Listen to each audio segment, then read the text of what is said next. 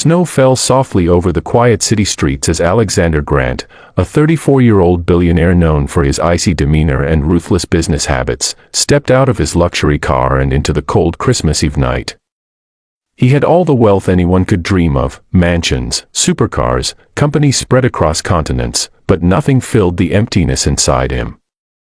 His mother, the only person who had ever loved him unconditionally, had passed away exactly 1 year ago on this very night. Since then, Christmas had become nothing but a reminder of what he lost. Tonight, he returned to the same park his mother used to bring him to when he was little, the one place where he had felt warmth and peace, the place where she used to hold his hand and whisper, "Christmas is not about gifts, Alex, it's about people you love."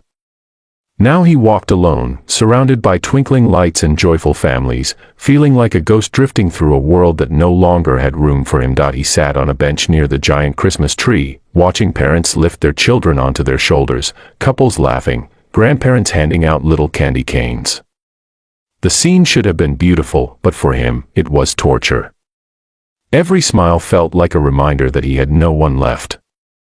He clenched his fists, trying to suppress the ache in his chest, when suddenly he heard tiny footsteps crunching on the snow. He looked up and saw a little girl, maybe 5, maybe 6, with golden curly hair, rosy cheeks, and bright, innocent eyes filled with curiosity. She wore a red puffy jacket, wool mittens, and carried a small paper bag.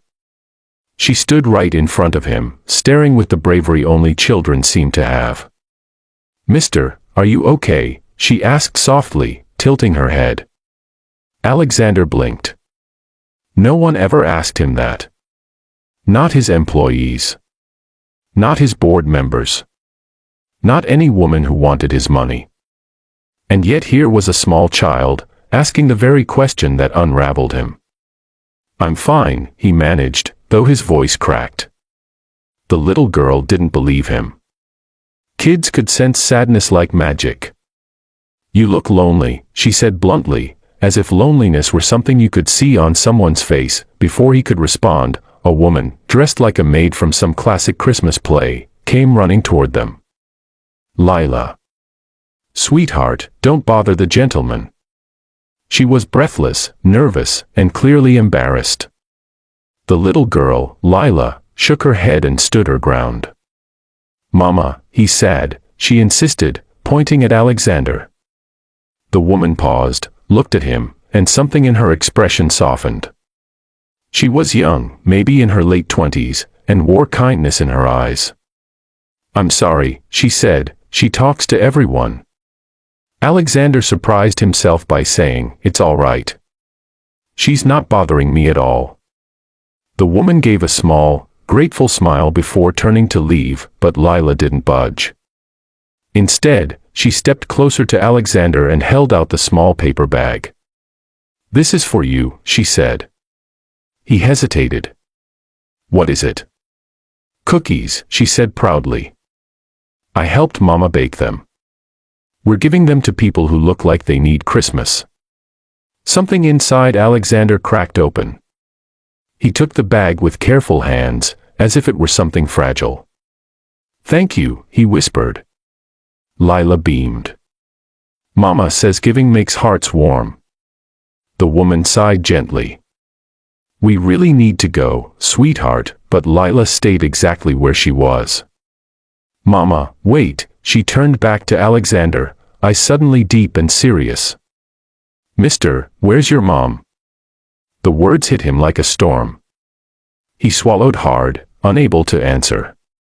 Lila seemed to understand without explanation. She walked back to her mother, tugged her sleeve, and whispered something.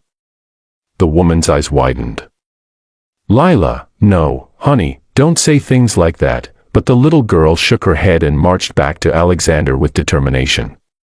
She reached out, took his hand in her tiny mittened one, and said the most unexpected, heartbreaking words he had ever heard, "You can borrow my mom." His breath stopped. His mind went blank. He stared at the child, stunned. What did you say?" Lila shrugged, as if it were the most obvious solution. "You're alone. But you don't have to be. Mama's really nice." She hugs me when I cry. She can hug you too, if you need. The woman gasped, her hands covering her mouth, tears forming. Alexander felt something burn in his eyes, something he had desperately tried to bury for a year. He lowered to the little girl's height. "Why would you do that for me?" he whispered. Lila smiled, wide and pure. "Because it's Christmas. And Christmas is for sharing your mom, if someone has no mom." He couldn't hold back anymore.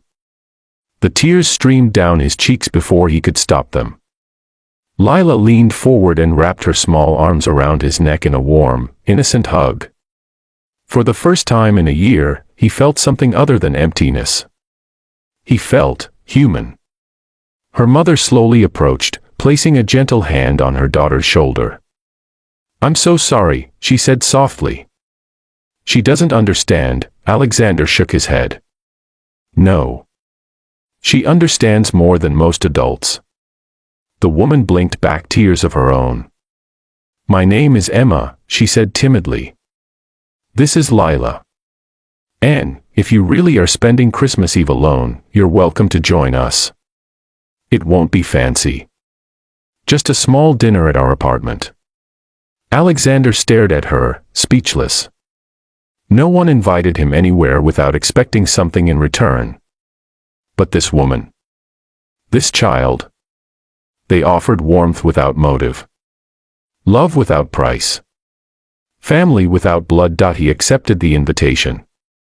And that night, in a tiny home filled with laughter and the smell of warm soup and cinnamon cookies, Alexander experienced a Christmas he thought he would never feel again.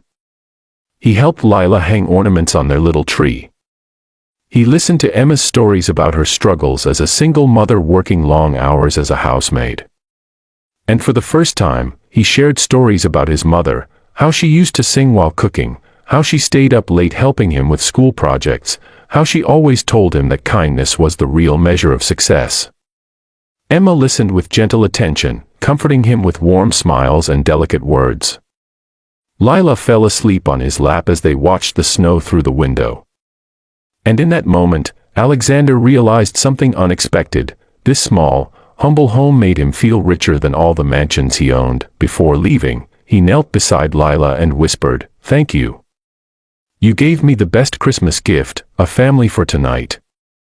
Lila, half asleep, murmured, "You can come back tomorrow too," and he promised he would. When he stepped into the cold night again, he felt something he hadn't felt in years, peace. And as he looked back at the glowing window of Emma and Lila's home, he knew one thing for sure: Christmas had given him more than memories, it had given him hope. He walked away with a full heart, silently thanking the little girl whose innocence had healed a billionaire's broken soul. And viewers, if this story touched your heart even a little, make sure you subscribe to the channel, because more powerful stories like this are coming your way, and I promise each one will touch your soul just like this one did.